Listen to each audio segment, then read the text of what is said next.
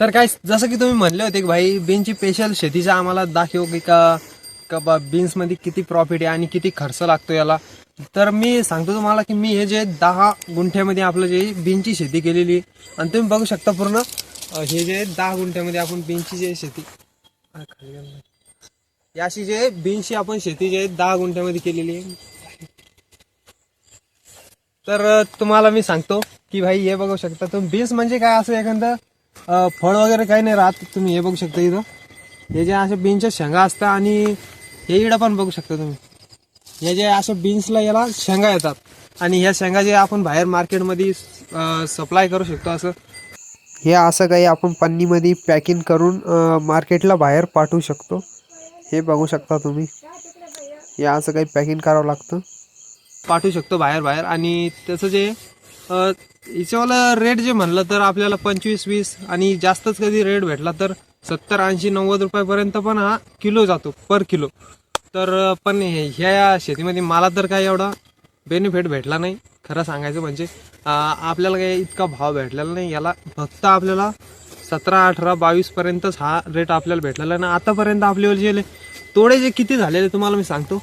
याच्यावाले तोडे झालेले 5 तोड्यामध्ये अजून पण याला सध्या माल आहे.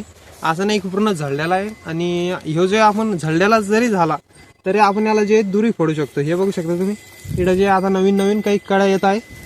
आता याला आपण दुरी फोडणार आहे. म्हणजे दुरी फोडल्याच्या नंतर काय होईल की इथून पुढे जे आता बऱ्याचशा लोकांना पाणी कमी झालेलं आहे आणि आपल्याला अजून पाणी भरपूर आहे. भरपूर म्हणजे इतकं बी नाही आहे पण हा की बा आपल्याला एवढा 10 गुंठे रान हे ठिबकवर भरल्या जातं. तर मग आपण याला दुरी फोडणार आणि मग याच्यामधून आणखीन एक पीक घेणार आहे. म्हणजे डबल याच्यावाला जे पीक घेणार आहे बीन्सचं हेच प्लॉट पूर्ण हाच प्लॉट राहणार आहे.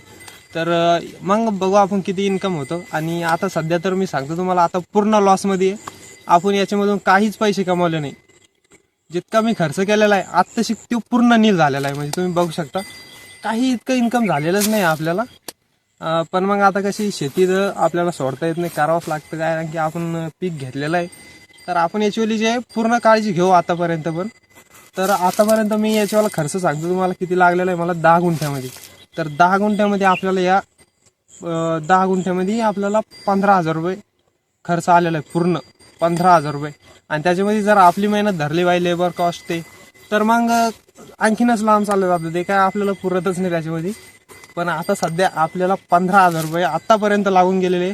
आणि आता जी याला दुरी फोडायची आपल्याला तर मग ती तर अलगच लागणार आहे आपल्याला.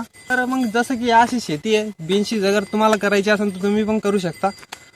याला जे आपल्याला हे असं बघू शकता तुम्ही खाली याला असं मल्चिंग वगैरे आपल्याला ड्रिप इरिगेशन आणि ही जाळी सुद्धा बघू शकता. ही बघा इथं ही अशी जाळी आपल्याला याला बांधावं लागते. असं बांबू वगैरे सगळं लावावं लागतं. आणि याला जे आपल्याला 15,000 रुपये खर्च आलेला आहे.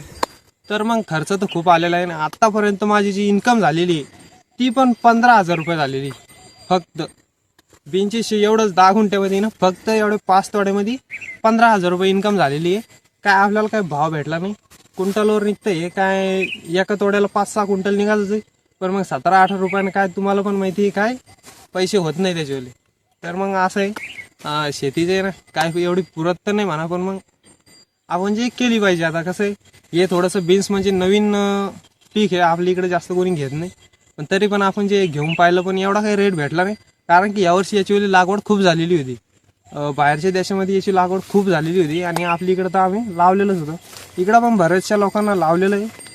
तर असं काही आहे हे पीक बी म्हणजे काय असं नाही की बहुत प्रॉफिट होणार तुम्हाला तुम्ही लाखो रुपये छापू शकता असं काहीच नाही.